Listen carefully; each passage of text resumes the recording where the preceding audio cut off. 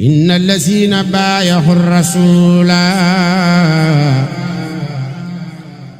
بخدمة قد بايعوا الجليل.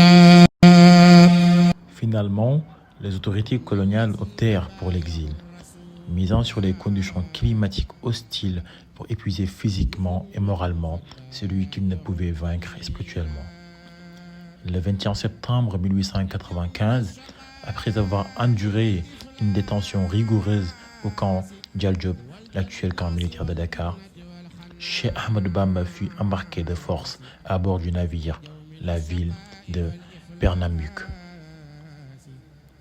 Durant cette longue année, il fut abandonné dans des régions reculées et inhabitées de l'Afrique équatoriale, livré aux dangers des bêtes sauvages, aux pluies incessantes de la forêt dense et aux intempéries extrêmes, sans toit pour s'abriter, sans vivre, sans soins. Dans cette jungle étrangère au climat humide et étouffant, il espérait qu'un homme venu de la savane sèche du Baol ne survivait pas.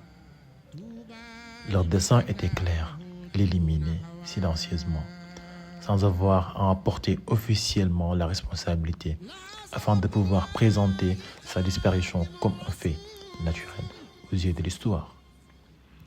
Comme le dit avec sagesse un proverbe de chez nous, Lebon, Lipon, Amon Nafi, Amotofi. Ce qu'il ignorait, c'est que le serviteur du prophète Mohammed sallallahu alayhi wa sallam bénéficiait d'une assistance divine exceptionnelle, comparable à celle accordée au prophète. Grâce aux faveurs du donateur suprême, il traversa toutes les embûches comme un poisson dans l'eau. Leurs pièges se retournèrent contre eux et leur surprise fut à la hauteur de leur impuissance. Au début de la 8e année, sans qu'ils n'aient jamais sollicité leur clémence, le très miséricordieux mit fin à l'exil. Les clans, déconcertés, prirent eux-mêmes l'initiative de le rapatrier au Sénégal. C'est cela même qui rend l'événement extraordinaire. L'homme qu'ils avaient voulu briser, c'est eux qui finirent par le supplier de rentrer. Leur fameux principe de la raison d'État, cette ligne de conduite soi-disant infaillible, fut bafouée.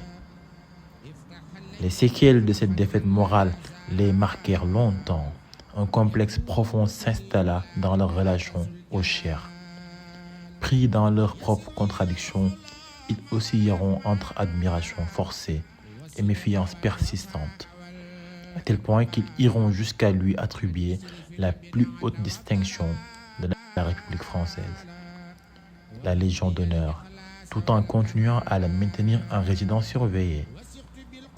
Et pourtant, cet homme qu'ils avaient tenté de réduire au silence fut celui-là même qui, dans un geste de grandeur d'âme et d'humanisme, contribua plus tard par des moyens que seul Dieu connaît à sauver la parité du franc français menacé de dévaluation.